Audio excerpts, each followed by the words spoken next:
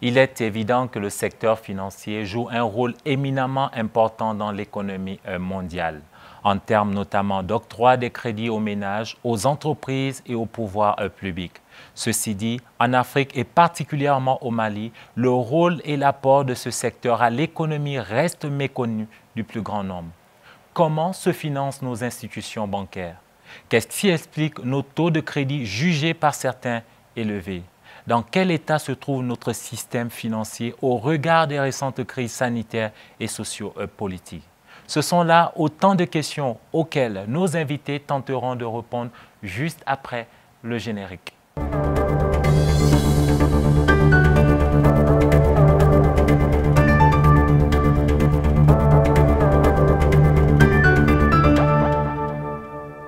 Bonsoir à tous et bienvenue dans Entreprendre, votre magazine bimensuel dédié aux entrepreneurs et aux différents acteurs de l'économie. Notre thème ce soir est une question et c'est celle de savoir comment le secteur financier soutient-il la société et l'économie nationale. Avant d'en débattre, je vous laisse découvrir le portrait de notre invité principal.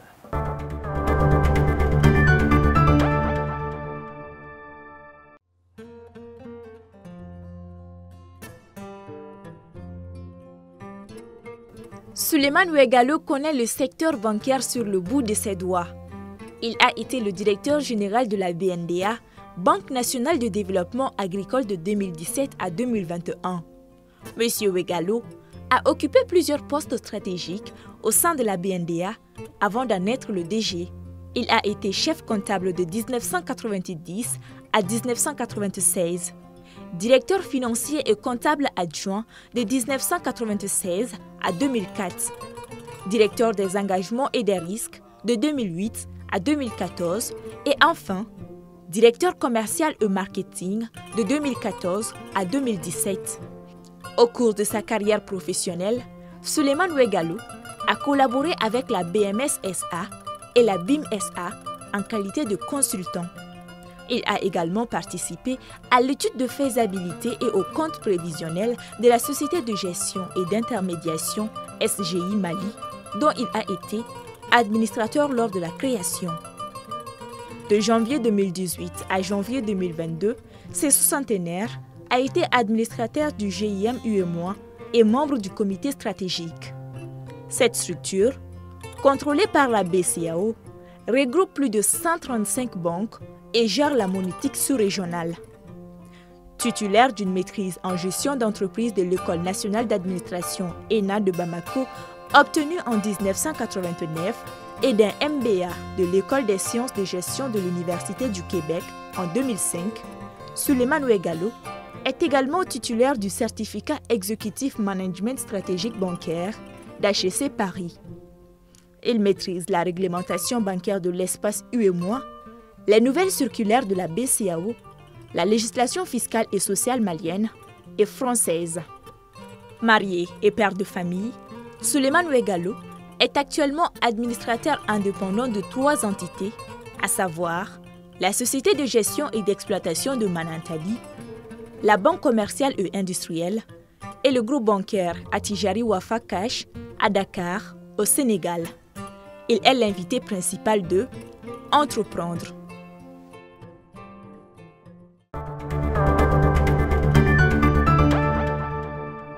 À travers ce portrait que qu'on vient de voir, vous avez compris que notre invité principal est l'ancien directeur général de la Banque nationale de développement agricole. Monsieur Souleymane Ouegallo, bonsoir et merci d'avoir accepté notre invitation. Bonsoir, Monsieur Séné. Donc, après la BNDA, aujourd'hui, vous êtes expert en gouvernance, c'est bien ça? C'est bien ça. En fait, après la BNDA, donc, il y a une autre vie qui commence, c'est la vie de consultant et d'expert. Donc aujourd'hui, je gère une société qui s'appelle Alliance Mali, et qui accompagne les entreprises dans la gouvernance, dans la formation et dans la vérification des entreprises. Donc une évaluation de la gouvernance, un accompagnement de la gouvernance des établissements et des sociétés commerciales. Monsieur Oueghalo, on va bien sûr revenir tout au long de cette émission sur votre parcours. Mais avant, je vous propose de regarder ce grand angle qui revient sur le rôle du secteur financier et comment ce secteur s'est montré beaucoup plus résilient au regard de toutes les crises qu'il a traversées.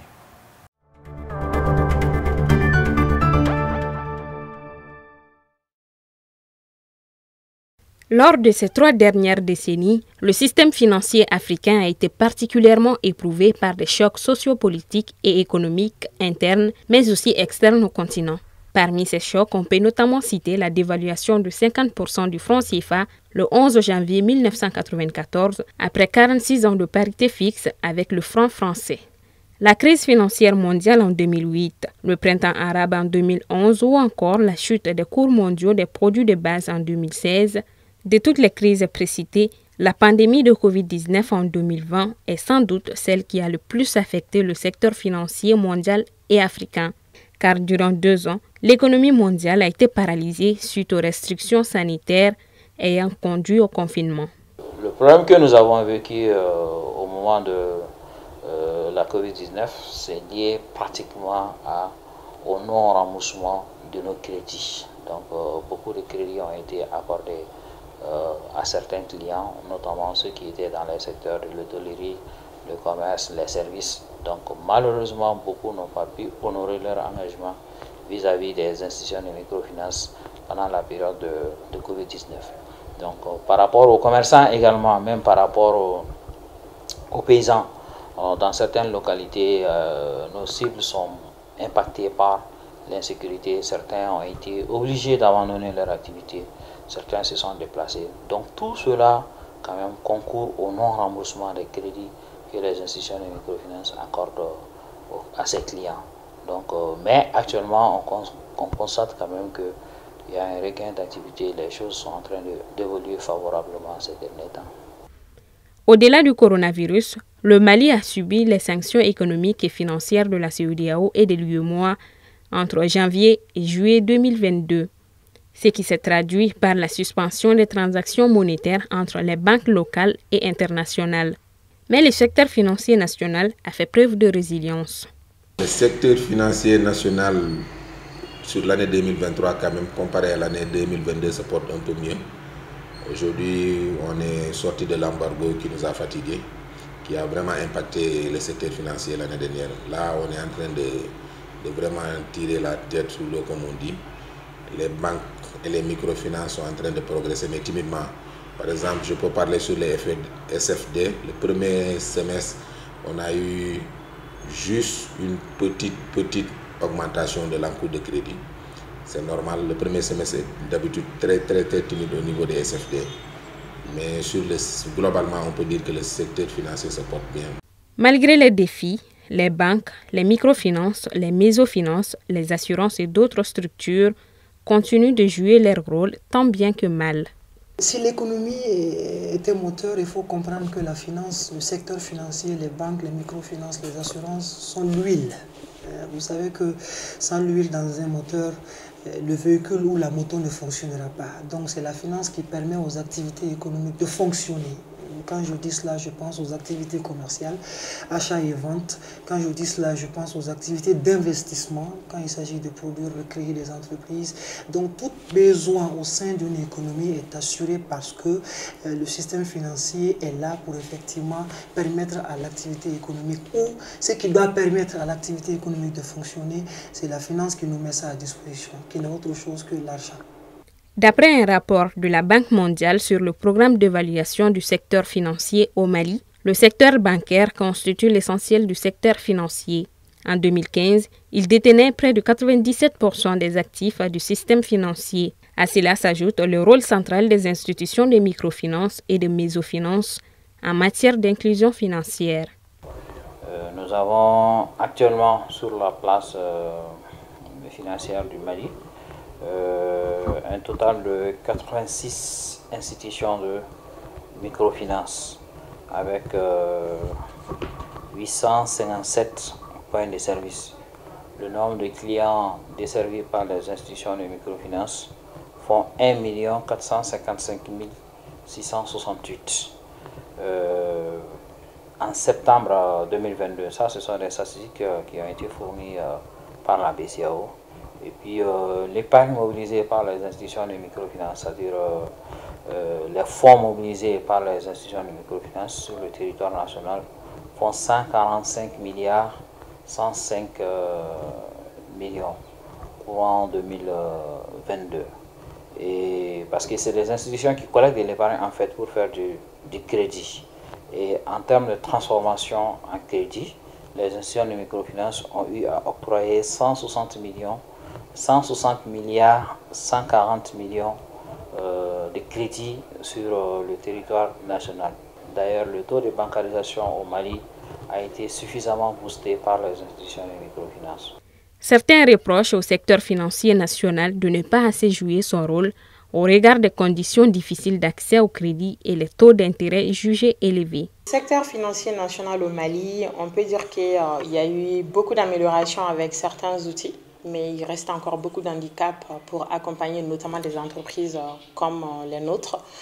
Et c'est un secteur financier qui sait financer le commerce direct, donc des conteneurs de produits importés qui arrivent sur nos marchés, qui vont être vendus et qui apportent du cash assez rapidement. Mais des entreprises engagées dans les développements avec une visibilité sur le court, moyen et long terme, les business models ne sont pas très bien compris par des acteurs financiers.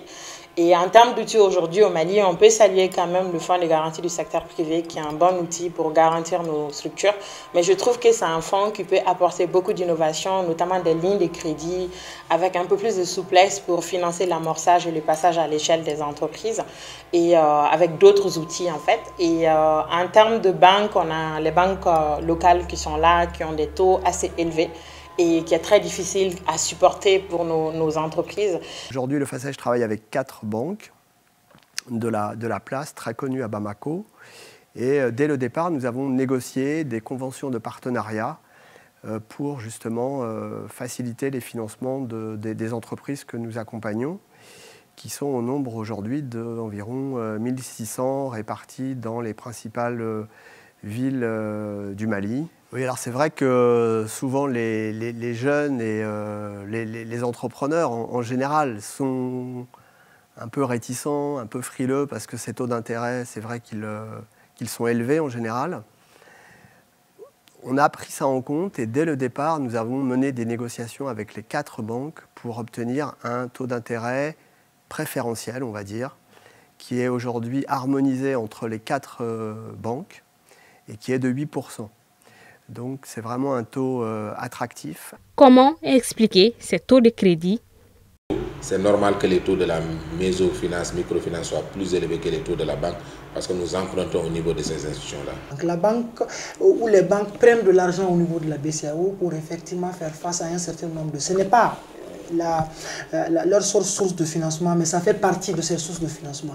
Or, si vous regardez un peu, vous allez vous rendre compte que le taux directeur de la BCEAO est un peu élevé. En cela, quand ce taux-là est élevé, comme la banque se refinance au niveau de la banque mère qui est la BCEAO, si le taux de refinancement de la banque est élevé, force est de reconnaître que la banque aussi va donner le crédit à un taux qui est très élevé. Ça, c'est le premier facteur. Le second facteur, le taux d'intérêt est fonction d'un certain nombre de facteurs qu'on appelle le risque.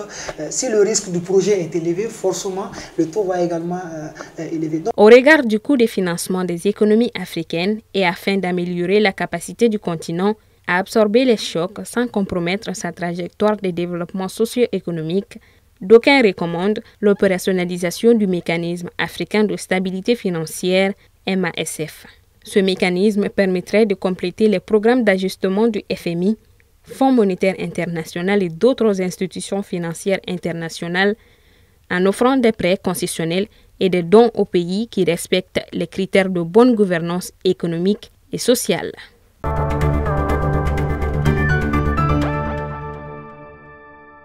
Avant même de revenir sur le reportage, déjà votre regard par rapport à cette question du secteur financier national? Aujourd'hui, en fait, le secteur financier il est composé de 14 banques et de 3 établissements financiers. Et malgré la crise multidimensionnelle que nous avons constatée, en fait, Covid-19, embargo, etc., on constate que les banques continuent à mener leur activité partout et de la meilleure manière. Parce que quand on regarde l'activité de collecte, elle progresse de presque 600 milliards entre 2021 et 2022. Et quand on prend l'activité crédit, elle augmente de 33%, presque 1000 milliards de crédits entre 2021 et 31 décembre 2021 et 31 décembre 2022 sur la base des chiffres publiés par l'association professionnelle des banques. Et on constate qu'il n'y a aucune banque qui est partie, aucune banque n'a été mise en faillite et elle a continué à s'implanter, à se diversifier et à également apporter des services digitaux à des endroits moins sécurisés. Donc les banques aujourd'hui continuent à produire de façon convenable les services auxquels on les attend. Qu'en est-il des autres institutions financières? On va en parler. Justement, nous avons deux autres invités sur le plateau. Tout d'abord, j'ai le plaisir de présenter Madame Awa Bagayoko. Elle est la directrice de l'antenne nationale au Mali de la Bourse régionale des valeurs immobilières. Madame Bagayoko, bonsoir et merci d'avoir accepté notre invitation. Déjà, est-ce que vous pouvez nous présenter brièvement votre structure? Bonsoir, merci pour l'invitation. La BRVM, donc la Bourse régionale des valeurs mobilières, est une institution financière spécialisée. Elle est communautaire, c'est-à-dire qu'elle est commune à 8 pays de l'UEMOA. Donc elle a été créée en 1998 à l'initiative des pays de l'UEMOA, donc de créer un marché financier qui va pouvoir venir soutenir nos économies dans leur financement, donc les États, les entreprises, les collectivités en tout genre. Dans leur financement. Donc la BRVM a pour mission principale l'organisation du marché financier, la négociation des titres à la cote, la diffusion de l'information financière, parce que qui dit investisseur dit aussi information financière, information boursière, et puis la promotion et le développement du marché financier.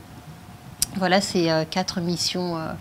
Elle a par contre pour vocation de mettre en relation à travers donc une plateforme, un espace physique et virtuel, les agents à besoin de financement avec les agents à capacité de financement.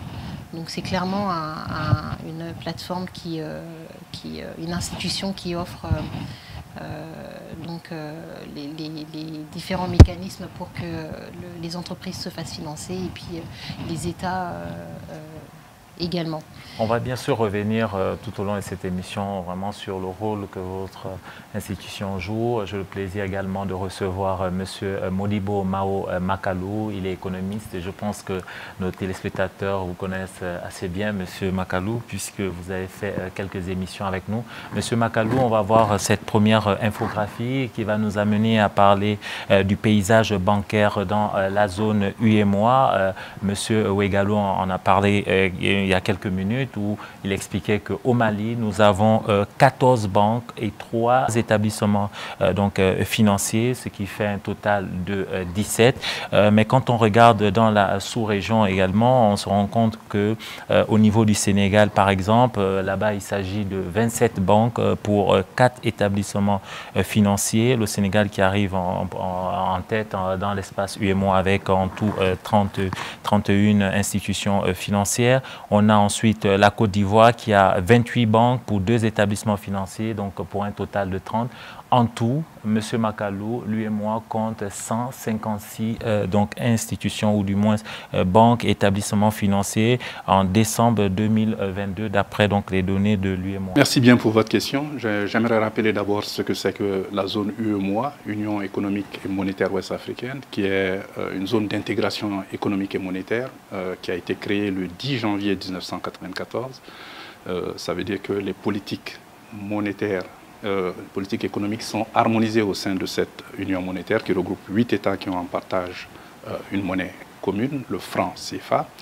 Et ce franc CFA est émis par un institut d'émission, c'est-à-dire une banque centrale qui est en charge de la mise en œuvre de la politique monétaire et aussi de la supervision du secteur financier et bancaire, la PCAO. Et cette BCEAO, donc, comme vous l'avez dit, il est en charge de la supervision des établissements financiers et du système bancaire et financier. Maintenant, dans le cadre de l'harmonisation, c'est-à-dire vous avez maintenant un taux de bancarisation assez faible au sein de... On va revenir justement sur le taux de bancarisation. Assez faible, et c'est intéressant que vous parlez du taux d'inclusion financière qui a pour objectif d'augmenter ce taux de bancarisation, parce que la transmission de la politique monétaire, parce que la politique économique a pour objectif d'améliorer le plein emploi des facteurs de production pour avoir une croissance économique quand même assez importante qui puisse être équitablement repartie au sein de la population, de même que l'équilibre de la balance des paiements. Mais pour que cette politique monétaire, et cela se fait à travers la politique monétaire et la politique fiscale, et la politique monétaire, c'est la Banque centrale qui est en charge de l'élaborer et de la mettre en œuvre dans l'UEMOA. Donc, la Banque centrale joue sur un certain nombre d'instruments et les banques sont les instruments par excellence de la transmission de la politique monétaire. Mais malheureusement, ce qui se passe, c'est que malgré le nombre de banques que nous avons qui ont beaucoup augmenté, parce qu'avec la privatisation, avant, le secteur banquier était essentiellement étatique, mais depuis un moment, nous avons une libéralisation de ce secteur. Mais malheureusement, le taux de bancarisation est encore faible dans nos pays et en dessous, mais je parle sous le contrôle de M. Oueghalo, et en dessous de 30% dans la plupart de nos pays. Monsieur Oueghalo, quand on regarde par exemple, je le disais tout à l'heure, le Sénégal qui a autant de banques, la Côte d'Ivoire, qu'est-ce que ça traduit pour ces pays qui n'ont pas assez de banques? En fait, il ne faudrait pas simplement raisonner par rapport au nombre de banques dans un pays, mais il faut voir la couverture nationale dans le pays. Parce qu'en fait, il y a des banques qui peuvent avoir plusieurs guichets et plusieurs points de service pour la clientèle. Donc, il ne s'agit pas simplement d'avoir un plus grand nombre de banques, mais il faut voir comment est-ce qu'on occupe le territoire national, comment on permet aux clients d'accéder aux comptes. Donc aujourd'hui, c'est la réalité, le taux est très bas au Mali, il est encore très faible. Et je pense que les banques travaillent encore pour ce faire, et c'est pourquoi plusieurs banques travaillent pour trouver d'autres créneaux. C'est-à-dire simplement, il ne faut pas des réseaux physiques. Maintenant, il faut trouver d'autres nouveaux réseaux pour permettre aux clients de se contacter, d'ouvrir des comptes à distance, de faire des opérations de paiement à distance et de faire des demandes de crédit ou d'obtention de lignes de crédit étant à distance. Donc, il y a quand même d'énormes projets digitaux au niveau de l'ensemble, en fait, de plus des 4 principales banques, et pour encore permettre aux clients qui sont dans des zones insécurisées ou dans des zones où on n'a pas encore accès, pour qu'ils puissent accéder à la banque ou pour ouvrir un compte. Donc aujourd'hui, ce n'est plus le nombre de guichets physiques, mais plutôt le nombre de points de service ou de points d'accès qui sont donnés aux clients pour accéder au niveau de la banque. Awa Bagayoko, je sais que la bourse, ce n'est pas bien sûr une banque, ce n'est pas donc compris dans ce recensement de l'UEMOA, mais comment est-ce que vous travaillez justement avec ces banques? Alors, d'abord, je voudrais aussi revenir sur ce point-là. Peut-être on peut aussi voir dans cette infographie l'aspect de l'attractivité aussi de ces pays-là. Vous verrez sur le marché financier aussi que ces pays sont les pays où la capitalisation boursière est plus importante également. La Côte d'Ivoire et le Sénégal. Donc peut-être qu'on peut se poser aussi la question de l'attractivité de ces pays par rapport à nous autres qui avons un taux de couverture, vous disiez, Monsieur Oueghalo, plus ou moins important ou pas important, enfin on aura l'occasion. Et en ce qui concerne comment la BRVM travaille avec les banques, alors la BRVM n'est pas une banque. Je sais que bien de le c'est ça. Je sais que peut-être il y a des téléspectateurs qui font un petit peu l'amalgame, mais ce n'est pas une banque. Et la BRVM travaille avec les banques au même titre, plus ou moins que les autres entreprises, parce que les banques peuvent aussi aller sur la bourse pour se refinancer. Ça, c'est un point. Les banques interviennent beaucoup aussi en qualité d'investisseurs institutionnels. sur le marché financier. Lorsque les États viennent se faire financer sur le marché, les banques participent beaucoup à l'acquisition de ces titres-là, parce que ce sont également des placements pour elles, des placements ensuite qu'elles fructifient sur le marché financier. Voici un petit peu quelles sont nos relations avec elles. Donc, relations d'institutions aussi financières spécialisées à entreprises et relations d'institutions financières spécialisées à investisseurs institutionnels que les banques On va justement voir cette autre donnée qui va nous amener à parler de l'évolution des indicateurs d'utilisation dans la zone UEMOA. Justement, quand on parle du taux de bancarisation stricte, en 2020, ce taux de bancarisation stricte était de 19,0%. En 2021, ce taux était de 21,8%. Pour ce qui est du taux de bancarisation élargi, en 2020, d'après donc les données de la BCEAO, ce taux était de 39,6%, tandis qu'en 2021, ce taux était de 42,4%. Pour ce qui est du taux global d'utilisation des services financiers, donc d'inclusion financière, en 2020, toujours selon les données de la BCEAO, c'était de donc 63,7%, donc 2021, 67,2%. Ce qu'on constate en regardant justement ces chiffres, messieurs et madame, c'est une augmentation. Et là, je rappelle qu'en 2020-2021, on était en pleine crise de Covid-19. C'est pourquoi je disais tout de suite que même en regardant le niveau des dépôts qui continue à augmenter, malgré la crise, en tout cas l'accessibilité aux banques continue à être développée, et en prenant le taux de bancarisation élargi, parce qu'on prend en compte les comptes Orange Money et les comptes au niveau des autres structures financières décentralisées, ce qui fait qu'il y a une forte progression. Donc il faut reconnaître également qu'on a quand même un pays qui est très vaste, hein, 1 200 000 km², et certaines zones sont en insécurité, et ce qui fait que les banques ont des difficultés quand même de s'implanter dans ces zones.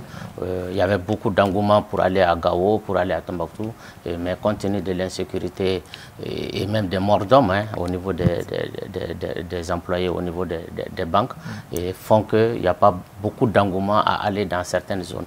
Mais malgré cela, les banques essayent encore de fournir ces services à cette clientèle qui se trouve en dehors de ces zones où on n'est pas implanté physiquement. Que vous soyez à Yuaru ou que vous soyez à Bourem, et vous pouvez accéder à des services bancaires à partir des guichets qui se trouvent à Mopti ou des guichets qui se trouvent à Tombouctou. En tout cas, aujourd'hui, c'est à travers la digitalisation qu'on parvient à satisfaire cette demande de clientèle au niveau de ces zones.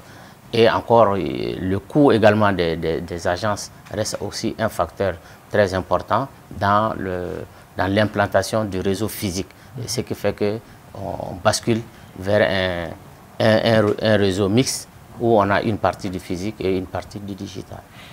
Madame Bagayoko, avant de donner la parole à Monsieur Makalou, qu'est-ce que justement cette infographie vous inspire quand on parle de ces taux? On voit qu'il y a une augmentation malgré la crise. Au niveau de la bourse, pendant cette crise de Covid-19, les choses étaient arrêtées ou vous avez quand même constaté une certaine augmentation? La bourse s'est quand même montrée assez résiliente face à cette crise généralisée dans la région, hein. Bon, évidemment, à l'époque du Covid, les activités ont été beaucoup ralenties. La bourse a connu quelques baisses, mais voilà, depuis 2020-2021, comme ça, le marché quand même a montré une résilience à l'image, je dirais, de l'UEMOA. Nos pays de l'UEMOA ont quand même été assez résilients à ces crises-là. Quand on sait que l'économie ivoirienne, l'économie sénégalaise donc, occupe une place importante dans l'économie globale, donc au niveau de l'UEMOA, quel crédit peut-on donner à ces données-là? Oui, vous savez, le Sénégal et la Côte d'Ivoire représentent la moitié du PIB de l'UEMOA. C'est la moitié carrément. La moitié. Ces deux pays représentent la moitié du PIB des 8 pays, du total des 8 pays. Mais aussi, en dehors de cela, ces deux pays sont aussi les deux plus industrialisés. Hein, et donc, les sociétés sont aussi plus importantes, comme Madame vient de le dire.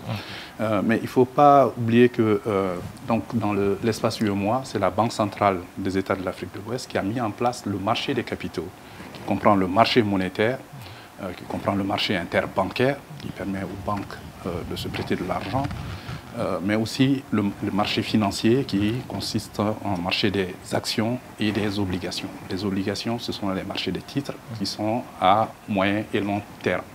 Et c'est généralement là-bas que les États se refinancent pour les titres publics.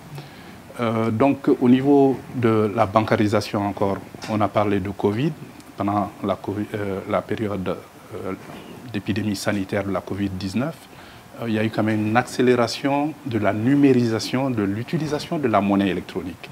Parce que, vous savez, une banque centrale, c'est un institut d'émission qui a en charge la politique monétaire, comme je vous l'ai dit, mais dans la mise en œuvre de la politique monétaire, elle agit par deux instruments principaux, c'est-à-dire la masse monétaire, c'est-à-dire les billets et pièces, et tout ce qui constitue la masse monétaire, la monnaie, c'est-à-dire les dépôts à vue et les dépôts à terme.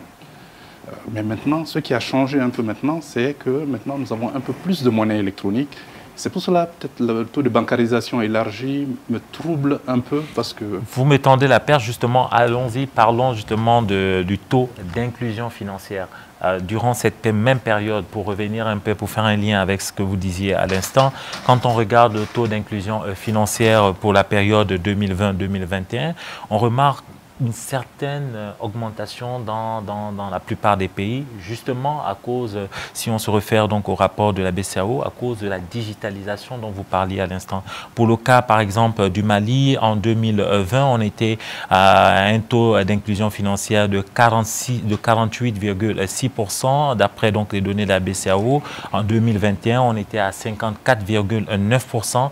C'est le Togo qui arrive en tête, si on peut le dire ainsi, parce qu'en 2021, le Togo avait 85,7% de taux d'inclusion financière, avec le Bénin également qui arrivait en tête avec 85,5 points. Oui, vous savez, avec la numérisation, l'inclusion financière, c'est d'abord une politique que la Banque centrale des États de l'Afrique de l'Ouest a prônée. Et évidemment, c'est sous l'égide des États parce que ce sont les États, les 8 États qui ont délégué la mise en œuvre de la politique monétaire à cette banque centrale commune qui gère nos avoirs, nos réserves de change officielles et qui aussi gère notre politique monétaire, etc. Donc, quand vous parlez, vous allez voir que les pays qui ont les taux les plus élevés au niveau de l'inclusion financière, c'est là où les services digitaux sont oui, non, les services, les paiements. Parce que quand vous devez effectuer des paiements d'un bout à l'autre, mais aussi le taux d'accès à la téléphonie. C'est-à-dire l'utilisation du téléphone mobile a beaucoup accéléré l'utilisation de cette monnaie électronique. C'est pour cela que je reviens à ce que je disais, j'ai des difficultés parce que ce sont les compagnies de télécom qui jouent un grand rôle dans cette utilisation de la monnaie électronique et qui n'est pas entièrement supervisée par la Banque centrale. La banque, vous savez, en finance et en monnaie, la législation est toujours un peu en retard sur la pratique. Et vous savez, pour une fois, l'Afrique est quand même au niveau de l'innovation, de l'utilisation de la monnaie électronique et surtout du e-money. L'Afrique est vraiment leader dans le monde par rapport à cela. D'abord à cause du faible taux de bancarisation, mais aussi le fait que le téléphone a servi de facteur de désenclavement et d'accès aussi aux ressources. Mais comme ce n'est pas contrôlé par les banques, c'est pour cela que je ne vois pas pourquoi c'est le taux de bancarisation. Mais par contre, le taux d'inclusion financière me conforte. Monsieur Ouéghalo. Oui. Donc là, effectivement, on constate une bonne progression au niveau du taux d'inclusion financière. Mais même là encore, il faut bien relativiser en comparant le Mali par rapport aux autres, parce qu'en fait, il faut tenir compte du niveau du taux d'alphabétisation, qui fait que, en fait, nous, la famille est très importante, surtout au niveau en milieu rural. En milieu rural, dès que quelqu'un a un compte Orange Money, c'est suffisant pour la famille. Donc les autres, ils se disent, ah, déjà c'est difficile de manipuler le téléphone. Et une fois qu'on a une personne qui peut avoir un compte Orange Money, donc toutes les autres transactions vont se passer sur le compte de cette personne. Et d'ailleurs, vous allez trouver plein de gens à qui on doit envoyer, ils disent « envoyez mon argent sur le compte de telle personne ». Ils font confiance. Et d'ailleurs, il ne faut même pas le retrait de l'ensemble des sommes qui sont envoyées. Ils se contentent simplement de demander un paiement d'une partie de la somme reçue et en tenant la comptabilité pour savoir que oui, j'ai reçu 25 000 francs, j'ai pris 5 000 francs ou j'ai pris 10 000 francs, il me reste 15 000 francs avec lui. Et ce qui fait que ce taux d'accès à ces comptes reste encore faible en milieu rural. Mais la progression est quand même consistante, tel que nous le voyons. Quand on parle à chaque fois de résilience du secteur financier, comment est-ce que cette résilience se traduit justement? Oui, en fait, lorsqu'on parle de résilience du secteur financier, c'est de savoir comment est-ce que le secteur financier arrive à amortir les différents chocs qui parviennent. En fait, la crise de Covid était intervenue où on avait quand même des difficultés, d'abord même pour se déplacer ou pour même aller sur le lieu du travail et pour se sauver. Et ensuite, les clients avaient des difficultés pour exporter leurs marchandises ou pour importer des marchandises. Donc, ce qui fait que beaucoup de clients avaient des problèmes pour respecter même leur échéancier. Et les banques étaient obligées d'adapter les échéances aux capacités de remboursement de leurs clients. Et d'ailleurs, ce qui fait qu'il y a eu d'autres mesures édictées par la Banque centrale pour permettre aux banques de ne pas déclasser ces engagements et de pouvoir se maintenir. Donc, les banques doivent d'abord adapter leur plan de trésorerie, continuer à mener leurs activités de collecte et de service, malgré que les clients ont des difficultés d'écouler leurs marchandises ou de s'approvisionner. Donc, à ce niveau, les banques ont l'attitude d'aller chercher quels sont les nouveaux outils ou quelles sont les nouvelles techniques qu'il faut mettre en place de manière à ne pas arrêter son activité, à poursuivre, à fournir le service dans les délais et à ne pas fortement impacter les clients. Parce qu'en fait, il ne s'agit pas de prononcer la déchéance des termes de ces clients parce qu'ils sont immédiatement en impayés, sinon vous-même, vous risquez de déposer votre bilan et de continuer encore à améliorer la qualité des services et à poursuivre le service. Et d'ailleurs, ce qui fait que tant que vous ne continuez pas à mener cette activité, tout risque de s'arrêter. Donc, il faut encore graisser la machine pour que le tout puisse tourner. Et les banques sont parvenues à maintenir cette activité et de collecte et de service et de crédit, malgré ces difficultés. Mais si elles n'avaient pas pu être résilientes, elles allaient fermer les robinets du crédit, elles allaient avoir des difficultés à collecter l'épargne auprès des clients et on allait voir en fait une crise systémique qui allait entraîner des faillites bancaires successives. On l'a dit, tout le système mondial par rapport à la crise de Covid-19 était arrêté. On a vu des grandes banques même en Occident s'écrouler quasiment, mais en Afrique, on s'attendait, en tout cas d'aucuns s'attendaient à ce que tout s'effondre, mais ce ne fut pas le cas. Non, il y a eu des politiques de relance par rapport à la Covid. C'est ce qui a permis aux banques d'être résilientes et aux économies de ne pas s'effondrer. Parce que, vous savez, la Covid-19 a rompu les chaînes de valeur mondiales. Donc, le commerce mondial s'est quand même effondré. Parce que même quand il y avait de la production, on ne pouvait pas transporter. Et évidemment, comme ça a été dit, les gens ne pouvaient pas se déplacer. Les ports étaient fermés. Et vous savez que 80% du trafic du commerce mondial dépend du trafic maritime. Donc les navires, on demandait aux navires quand ils se déplaçaient de rester 15 jours, comment on appelle, de confinement, etc.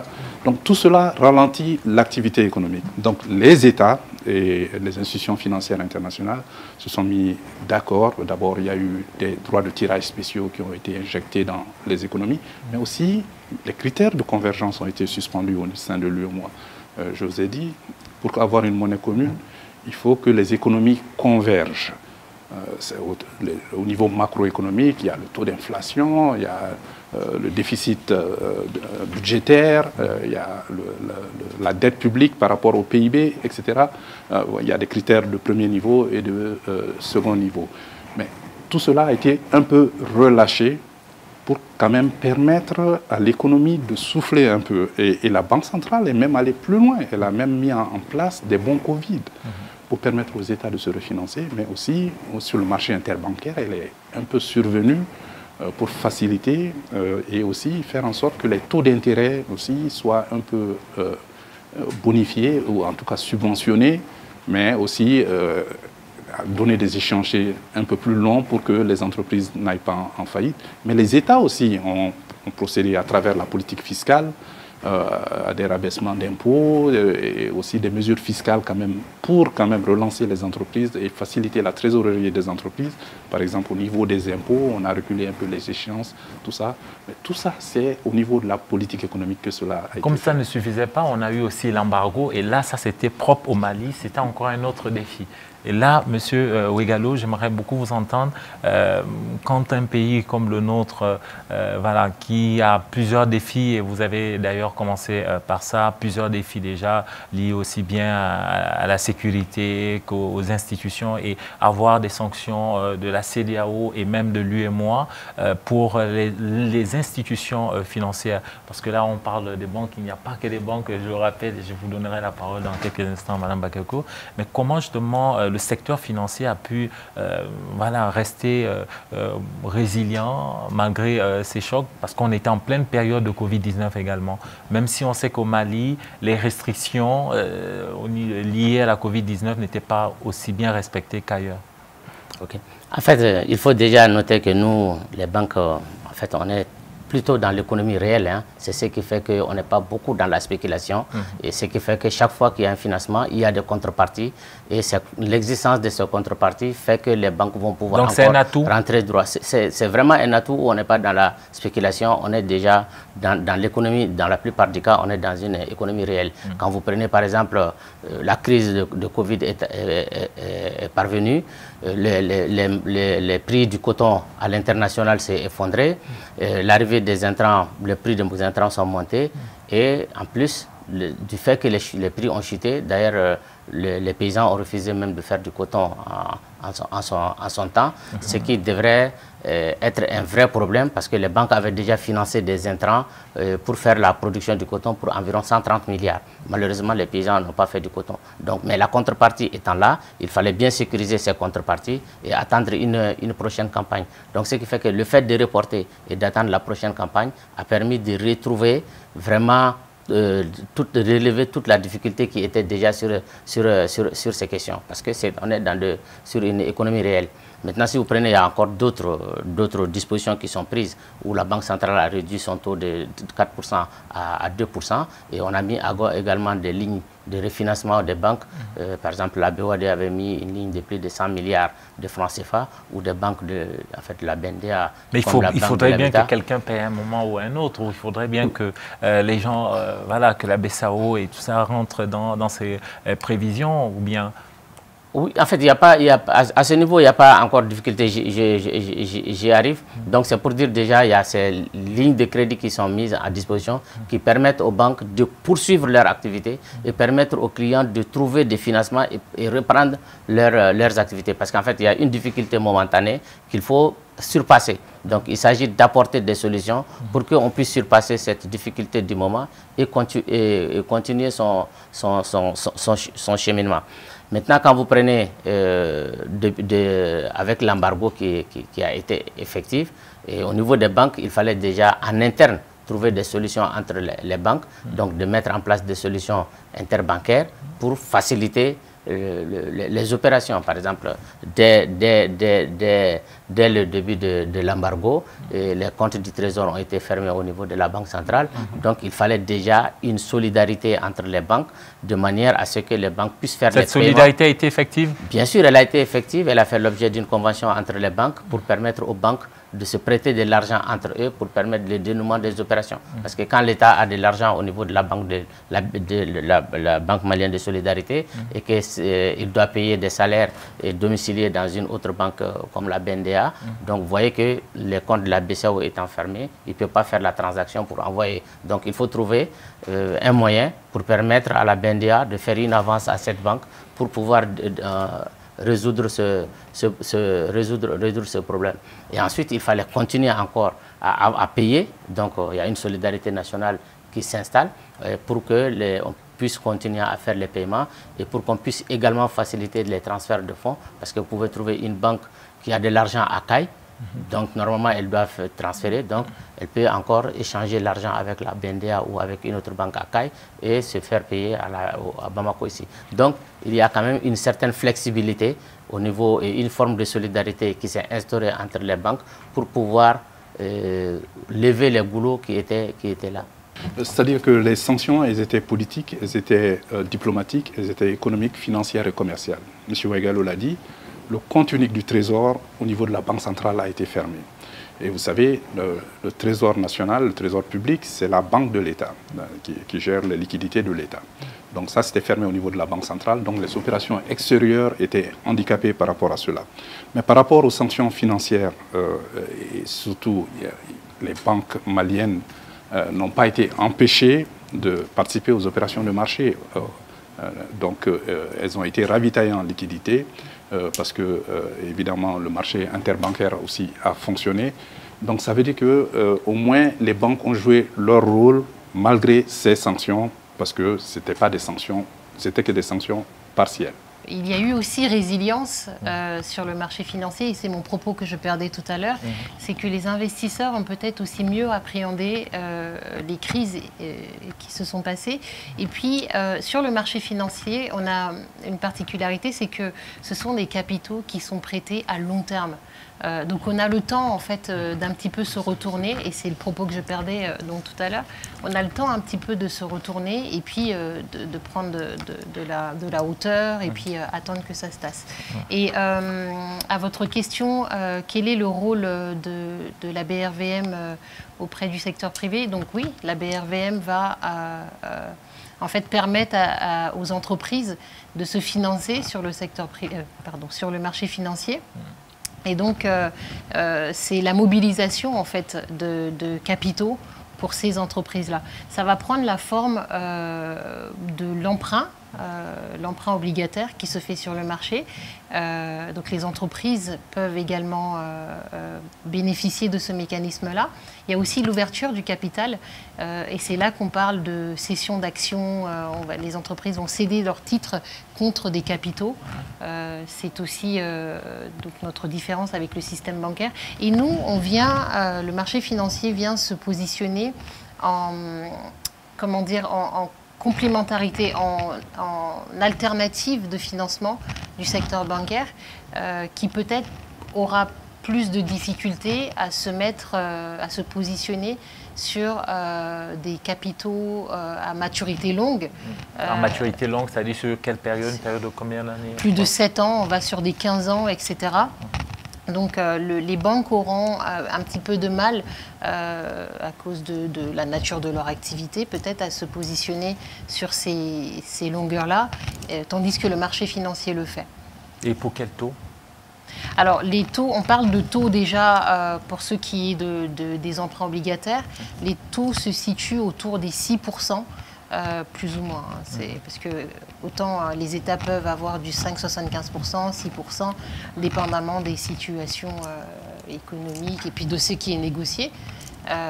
Autant les entreprises et puis d'autres collectivités vont pouvoir avoir du 6,80, etc. sur le marché financier. L'État du Mali vient de clôturer un emprunt obligataire sur 7 ans de 100 milliards à 6,5%. Aujourd'hui, quelles sont les perspectives au niveau de la Bourse des valeurs immobilières? Alors, la Bourse régionale des valeurs mobilières fait de son mieux pour se positionner comme une alternative de financement sur nos différents marchés. Il se trouve que le secteur bancaire, M. Oueghalo peut-être aura encore l'occasion de développer, peut avoir quelques restrictions, peut avoir quelques difficultés de couvrir tout ce marché. Et la BRVM souhaite être donc un marché accessible à ces entreprises-là. Et comment nous le faisons? Récemment, ça date de 2017-2018, il y a un nouveau marché, qu'on a un nouveau compartiment qu'on a mis en place, c'est le compartiment croissance. C'est un compartiment qui s'adresse aux PME pour qu'elles aussi viennent chercher du financement sur le marché financier. Et puis se défaire aussi de cette image. Les gens pensent que ce sont les grandes entreprises qui vont sur le marché financier, les grandes capitalisations boursières. Et bien pas que elles, mais aussi des entreprises beaucoup plus petites. On a aussi mis en place un programme élite qui accompagne les entreprises pour être prêtes à aller sur le marché financier. Pour vous dire, donc des entreprises qui n'ont même pas encore tous les critères, voilà, et ben elles peuvent venir quand même à nous. Et puis il y a ces programmes-là pour les former, pour les mettre au point et solliciter le marché plus tard. Donc voilà. Je crois qu'il n'y a qu'une seule entreprise malienne qui soit à côté. Tout à fait. Une banque en l'occurrence. C'est ça, BOA Mali qui est cotée aujourd'hui sur le marché financier. Et nous, on espère qu'avec toutes ces actions qui ont été mises en place, eh ben, il y aura d'autres entreprises. Et je voulais citer aussi l'AELP qui est rentrée en vigueur aussi fin 2022. L'AELP, en fait, c'est l'interconnexion de 7 bourses africaines pour encore plus liquidifier le marché, pour que les entreprises puissent venir également, parce qu'on y a accès à l'international comme dans la sous-région. Donc toutes ces actions, en fait, nous les mettons en place et c'est pour attirer davantage d'entreprises à la côte, mais aussi des investisseurs à la côte. Merci Madame Awa Bagayoko. Je rappelle que vous êtes la directrice de l'antenne nationale au Mali de la Bourse régionale des valeurs mobilières BRVM. Merci d'être passé sur le plateau. Nous marquons une courte pause. On se retrouve dans une poignée de secondes.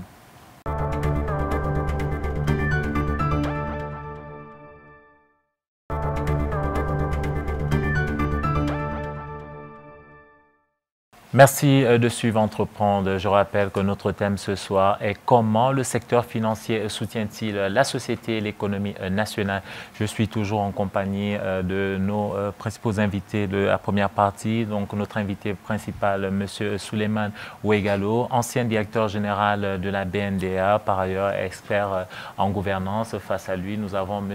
Modibo Mao Makalou, économiste.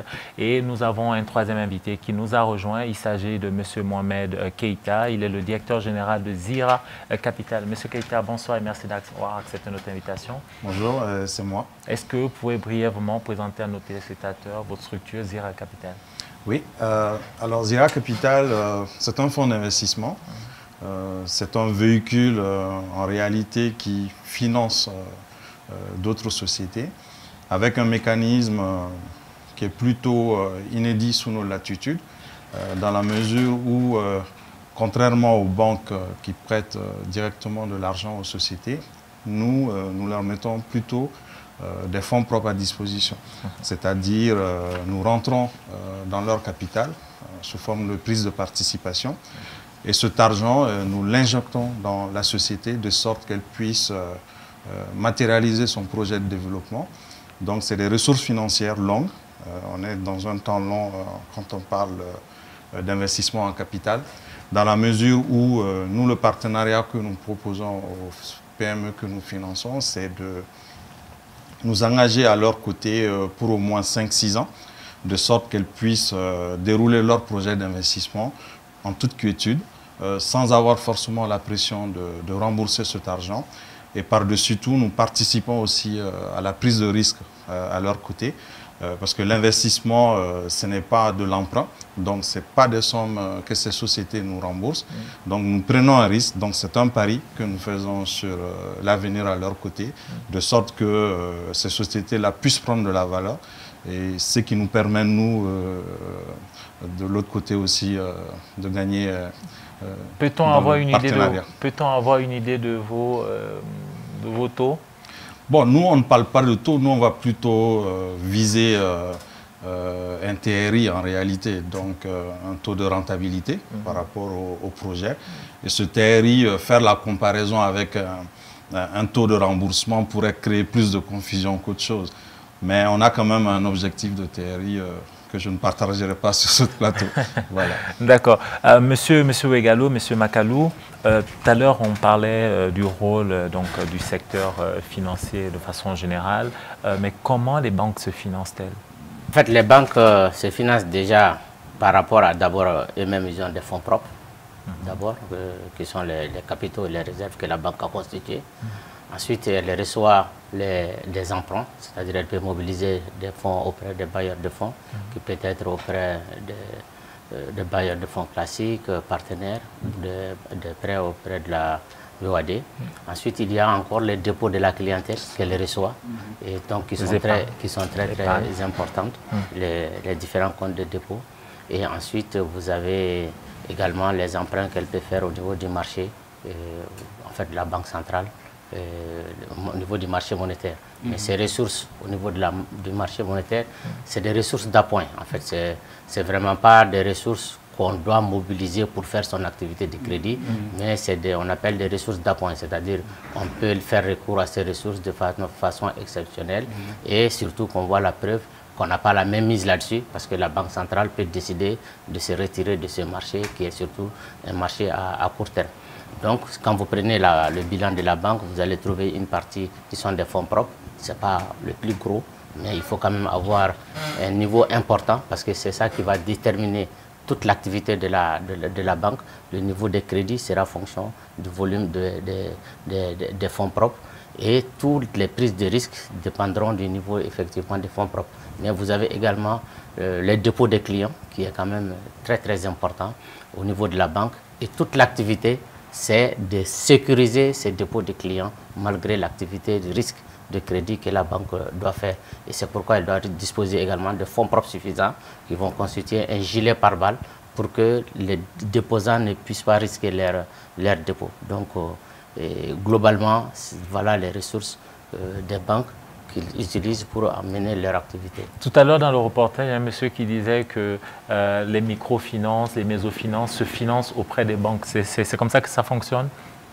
Oui, en fait, nous, on finance toutes les catégories de clientèle, y compris les institutions de microfinance qui peuvent venir demander du crédit auprès des banques, exactement comme une PME qui vient demander un crédit au niveau d'une banque. Donc, on ouvre une ligne de crédit, que ce soit un crédit court terme, un crédit moyen terme ou un crédit long terme pour ces systèmes financiers. Donc, plusieurs systèmes financiers décentralisés sont refinancés auprès des banques.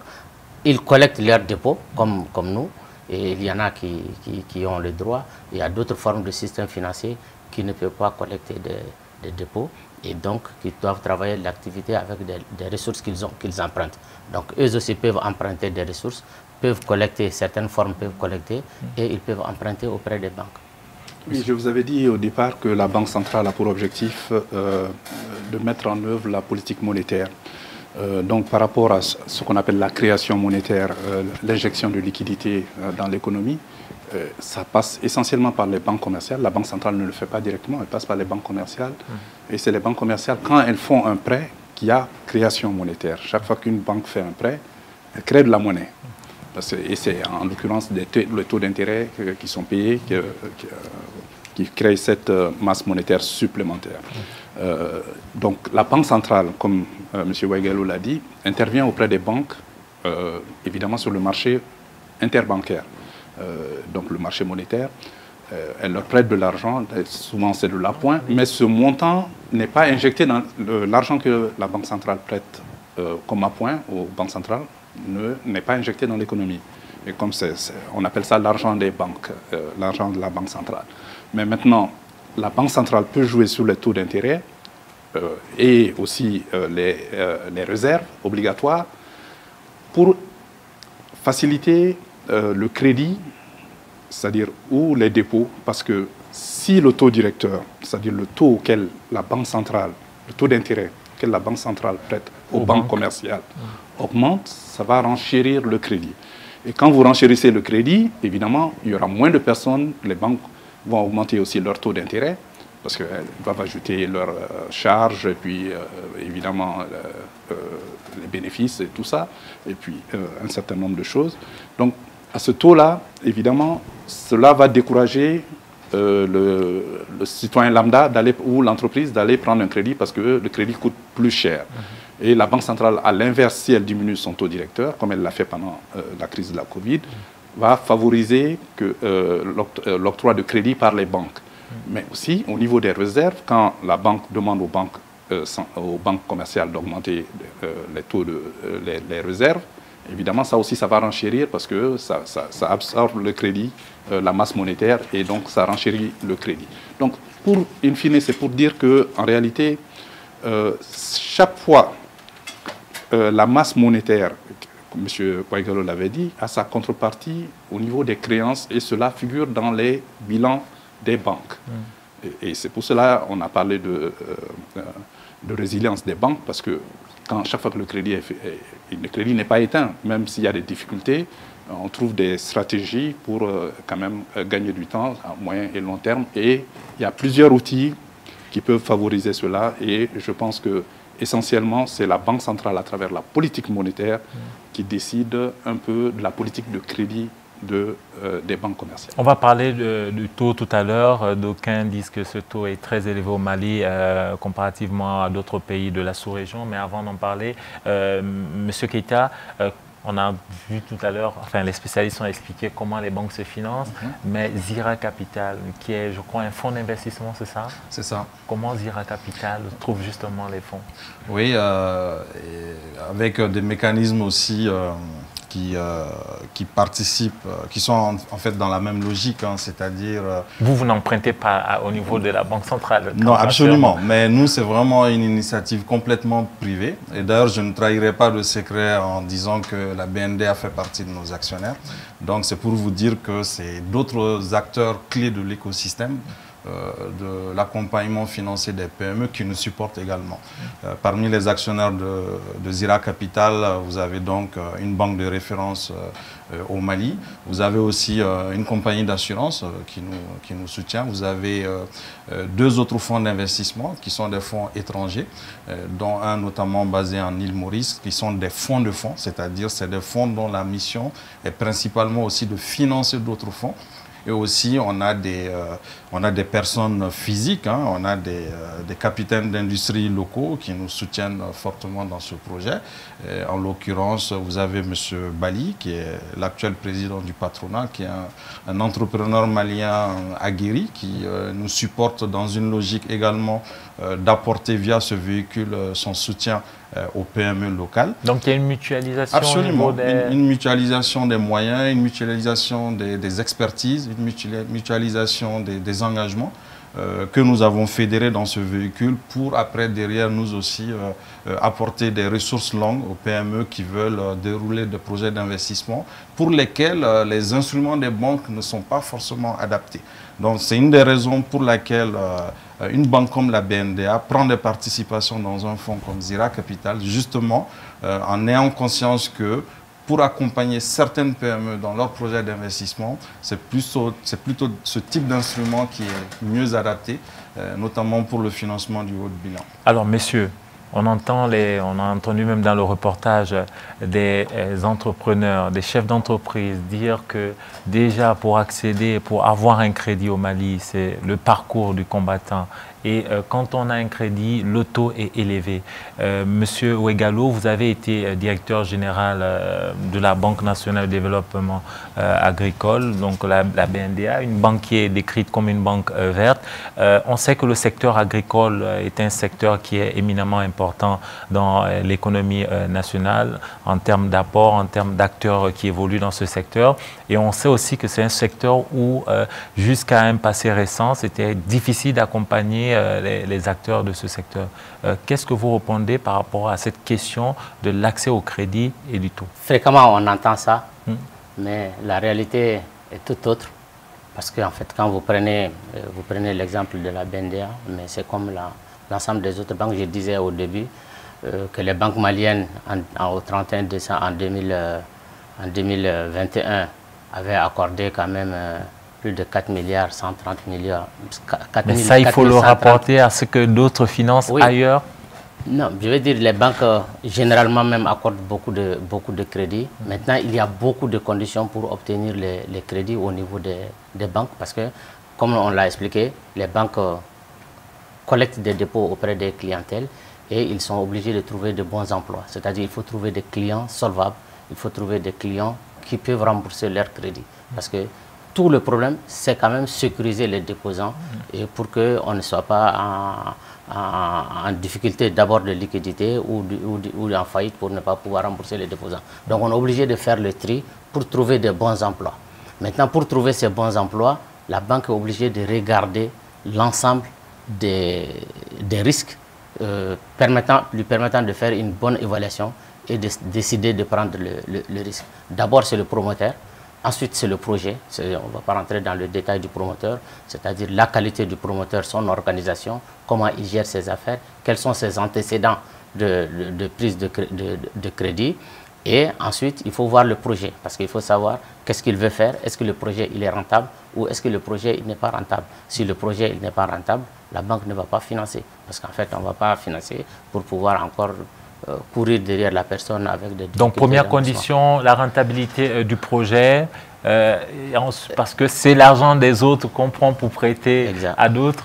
Monsieur Makalou, est-ce que, quand vous regardez ce qui se fait ailleurs, dans la sous-région, est-ce qu'au Mali, le taux d'intérêt est élevé comparativement à d'autres pays? Non, le taux d'intérêt dépend du taux directeur, parce que ce qu'on... Mais c'est le même taux qui est appliqué aux pays voisins. Oui, mais les banques et établissements financiers, ça vient d'être dit, collectent des ressources et les investissent en faisant du crédit. Mais elles doivent évaluer le risque. Et je vous ai dit que la création monétaire, c'est lorsqu'on fait un crédit, mais les intérêts qui vont venir par la suite, mais c'est ça qui va faire... C'est proportionnel au risque. Non, mais c'est ça qui va permettre à la banque de faire des bénéfices ou de faire des pertes. Parce que si vos crédits, vos créances litigieuses et douteuses sont nombreuses, comme ça a été le cas pendant la Covid dans la sous-région, évidemment, ça va poser beaucoup de problèmes au niveau du système bancaire. Parce que quand chaque client qui rembourse, ça permet de faire des crédits encore à un autre client, etc. C'est une chaîne. Hein? C'est une économie circulaire, c'est une chaîne. Donc, il ne faut pas que la chaîne s'arrête. C'est ce que M. Ouagal vient de dire tout de suite. Mais maintenant, vous avez le taux directeur qui est émis par la Banque centrale des États de l'Afrique de l'Ouest. Ce taux directeur qui est de 3% depuis le 16 mars 2023 est le taux auquel la Banque centrale des États de l'Afrique de l'Ouest, BCEAO, prête aux banques commerciales. Mais maintenant, chaque banque commerciale, si on parle d'une banque basée sur l'agriculture, c'est un domaine difficile. Il y a les changements climatiques, il y a peut-être la récolte sera bonne, elle ne sera pas bonne. Mais par contre, si vous êtes une banque qui est dans le commerce import-export, bon, la marchandise n'est pas loin, on vous a importé, il y a moins de risques que si vous connaissez bien le client. Donc, c'est à la banque d'évaluer le risque. Et évidemment, le risque, le taux d'intérêt qu'on vous applique, parce qu'il y a des taux d'intérêt préférentiels, il y a des taux d'intérêt moyens, il y a des taux d'intérêt élevés. Au fur et à mesure qu'une banque a un taux, et il a expliqué, la Banque centrale leur prête, en fait, leur accorde un taux préférentiel, mais elle aussi, les banques de microfinance aussi vont se ravitailler auprès des banques commerciales parce que le taux que ces banques de microfinance, ces établissements financiers microfinance appliquent à leurs clients est encore plus élevé. Donc vous voyez, tout est fonction du risque et le coût du crédit dépend du risque que le banquier ou celui qui gère l'établissement financier établit. Le risque qu'il encourt et donc ça varie. Monsieur Keita, oui. Une réaction par rapport à la question du taux. J'imagine qu'en tant qu'acteur de ce système, vous entendez régulièrement des gens vous dire que le taux est élevé. Et vous, qu'est-ce que vous leur répondez en général? Oui, c'est vrai qu'on entend très souvent ce discours et très généralement, c'est les banques qui sont invectivées en disant que voilà, le loyer de l'argent coûte trop cher au Mali, ça ne nous permet pas de développer nos projets tout en ayant une certaine rentabilité opérationnelle. Donc du coup, nous, sur ce débat-là, en tout cas, nous, c'est plus de la prise de participation qui est notre instrument privilégié, même si nous intervenons aussi avec le compte courant d'associés et dont les règles de rémunération aussi sont très encadrées. On ne peut pas faire plus bas que le taux directeur de la BCEAO. Et généralement, on propose aussi une rémunération qui est axée sur la performance opérationnelle de l'entreprise. Donc, c'est plus de la dette participative dont les conditions de remboursement seront plus allégées. Par exemple, si l'entreprise dégage une certaine rentabilité stabilité. Donc sur la question même des fonds propres que nous mettons à disposition, la question ne se pose pas du tout. Et d'ailleurs, je pense aussi que c'est un argument par rapport à notre dispositif, c'est-à-dire au lieu de payer de la dette plus chère, nous, on est capable de mettre des ressources financières longues sur une certaine durée que vous n'aurez pas à rembourser, sachant que nous, on participe à la prise de risque et notre rémunération ne dépendra que des conditions de cession de nos participations. Et ces conditions de cession de nos participations, nous les négocions à l'avance avec les promoteurs qui nous veulent dans leur tour de table, aux conditions dans lesquelles nous sommes rentrés dans leur tour de table justement. C'est-à-dire, c'est une négociation qui s'engage entre nous et ces entrepreneurs-là. Les conditions de valorisation qu'on a retenues à l'entrée, c'est les mêmes conditions de valorisation que nous retenons au moment où nous voudrons sortir du capital. Donc, c'est des conditions très transparentes avec des garde-fous qui sont figés dans le pacte d'actionnaires, de sorte qu'il n'y ait pas de surprise. Et généralement, nous, on va plus négocier des multiples de chiffres d'affaires desquels on va retrancher les dettes ou des multiples de l'EBE. Donc, c'est vraiment de la négociation parce que c'est du partenariat. Donc, c'est très différent ou des banques qui sont quand même très encadrées, qui ont des ratios qu'ils surveillent comme le lait sur le feu, etc. Donc, je laisserai M. Ouegalo répondre tout à l'heure, mais juste après notre cas d'école que je vous invite à suivre, ça va nous parler justement du mécanisme de stabilité financière, un mécanisme que des économistes veulent mettre en place dans le continent.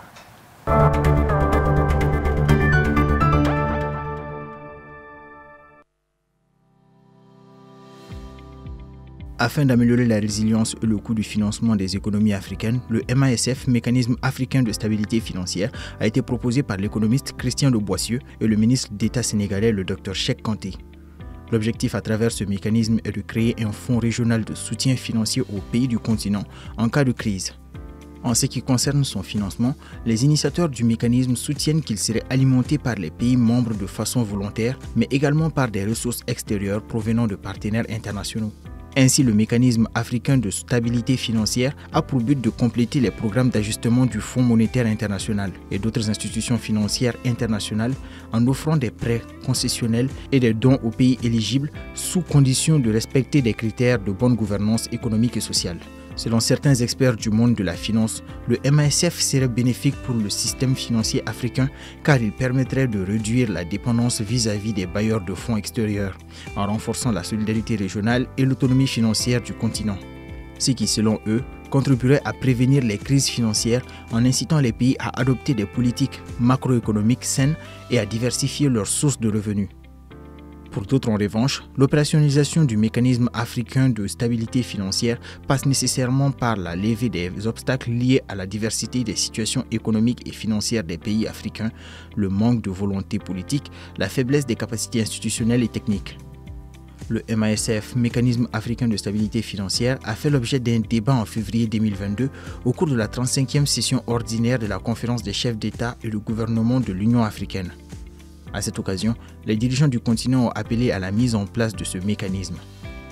La Commission de l'Union africaine et le groupe de la Banque africaine de développement ont été invités par l'UA à accélérer l'opérationnalisation du mécanisme africain de stabilité financière en vue de renforcer la résilience économique de l'Afrique et à accélérer sa transformation structurelle.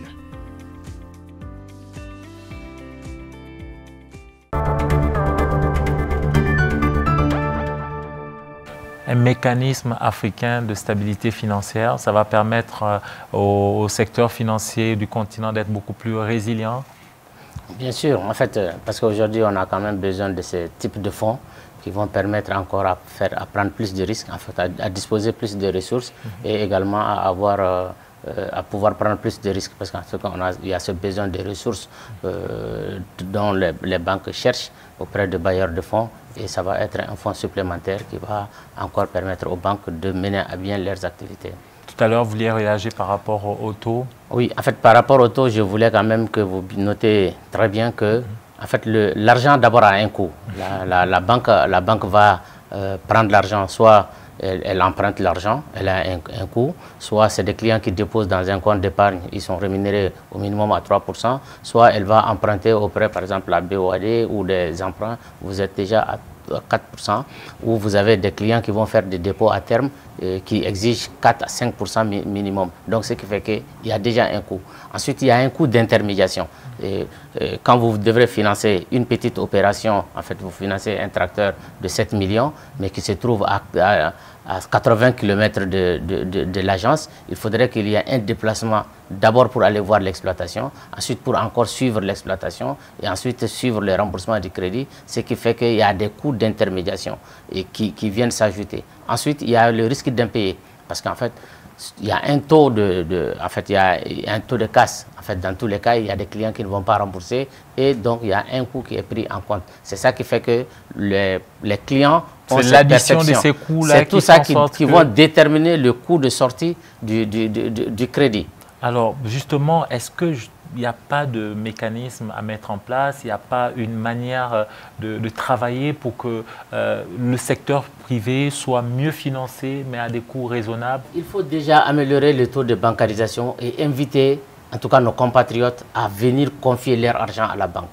Parce que plus les banques vont avoir des ressources, donc plus ils auront des ressources à moindre coût et plus ils vont financer l'économie à moindre coût. Mais tant qu'on n'a pas suffisamment de ressources collectées, parce que les gens continuent encore à garder de l'argent à la maison, et ça pose problème parce que en fait, c'est une solidarité d'apporter son argent à la banque qui va permettre à la banque de réduire ses coûts de refinancement et d'accorder plus de crédits à moindre coût. Et en tout cas, il faudrait qu'il y ait beaucoup de sensibilisation, beaucoup de formation et de la part ensemble des banques, mais également des partenaires qui sont l'État, et pour amener les clients à avoir plus confiance aux banques et à déposer plus d'argent. Mais si on arrive au terme de cette émission quasiment, je vous donne vraiment ce dernier tour de table, M. Macalou. Un des facteurs de production les plus importants, c'est le capital financier. Mais, évidemment, il a un coût, c'est noté. Il y a de l'argent en Afrique. Si, à travers les flux illicites qu'on a comptabilisés ces dernières années, il y a plus de capitaux qui quittent l'Afrique que de capitaux qui ne viennent que l'Afrique. Bon, si vous prenez les fonds de la diaspora, les transferts unilatéraux, un pays comme le Mali, comptabilisé, c'est près de 600 milliards chaque année, comptabilisé uniquement par les circuits officiels, oui. Mais si vous comptabilisez, c'est le double. Mais déjà, les 600 milliards, c'est plus que l'aide publique au développement, c'est plus que les investissements directs étrangers. Ce n'est pas ça. À Dakar, en février, il y avait quand même des réflexions au niveau des chefs d'État sur le programme de développement des infrastructures en Afrique. Mais les fonds qui existent, les fonds de pension, les assurances, les banques, l'Afrique regorge d'assez de ressources. Mais la difficulté, c'est quoi? C'est les risques. Les risques politiques, les risques politiques qui n'ont rien à voir avec les risques liés à l'activité elle-même. Donc, ces ressources qui existent, évidemment, doivent être utilisées à terme. Mais maintenant, les besoins à court terme, comment faire en sorte qu'on puisse lisser pour faire en sorte que ces ressources à long terme puissent être utilisées à court terme. Ça, c'est un problème qui est en train de se poser et qu'on est en train d'essayer de résoudre. Oui, sur la question, moi je dirais, je pense qu'il faut travailler à bâtir un écosystème qui soit quand même assez performant. Quand je parle d'écosystème, c'est tous les acteurs qui participent à la marche des affaires dans nos pays. Et je parle aussi de la qualité de la gouvernance de façon générale, la gouvernance publique, les infrastructures. C'est tous ces ingrédients-là qui vont nous permettre d'avoir un secteur économique très dynamique qui va faire beaucoup plus de revenus et de sorte à avoir une capacité d'attrait. Donc l'attractivité de notre économie est questionnée. M. Macalou a parlé de la situation sécuritaire, sociopolitique. C'est autant de facteurs qui peuvent effrayer ceux qui peuvent injecter de l'argent dans notre économie. C'est nous qui devons travailler aux côtés de nos autorités à améliorer ce climat de confiance-là, de sorte qu'on puisse mobiliser encore plus d'argent. L'argent, il est très abondant. Il y a des pays qui ont des taux d'intérêt négatifs, donc tellement les flux de capitaux sont abondants. On doit aussi travailler sur des leviers, comme par exemple améliorer la fiscalité. Le poids de la fiscalité est supporté par très peu d'entreprises. C'est autant de facteurs qui font qu'on ne peut pas mobiliser davantage de capitaux pour se financer. Monsieur Wegalo, pour le mot de la fin. Bon, pour la fin, c'est l'espoir de voir un Mali apaisé et de voir également plus de clients venir vers les banques pour déposer et voir également plus de PME également venir vers les banques parce que beaucoup pensent qu'il faut connaître des gens à la banque pour avoir un financement alors que les banques, ils sont là pour tous les clients et j'invite toutes les PME à venir d'abord à la banque pour déposer, ouvrir des comptes et également demander aussi des crédits. Les banques font l'effort de trouver les clients, ils vont vers la diaspora aussi, que vous partez en France, en Espagne, au Gabon ou aux États-Unis, il y a des banques qui sont installées, tout ça pour encore mobiliser de l'épargne et pour financer l'économie. Et j'invite donc les clients à avoir confiance aux banques et à venir vers les banques. Comment le secteur financier soutient-il la société et l'économie nationale? C'était le titre de cette émission. Merci à nos invités qui sont venus sur ce plateau. Je rappelle que nous avons M. Modibo Mao Makalou, économiste. Juste à côté de lui, M. Mohamed Keïta, directeur général de Zira Capital. Notre invité principal ce soir était M. Souleymane Ouegalo, ancien directeur général de la BNDA, Banque nationale de développement agricole. Par ailleurs expert en gouvernance. Merci à vous, chers téléspectateurs, de nous avoir suivis et à très bientôt sur TERNA.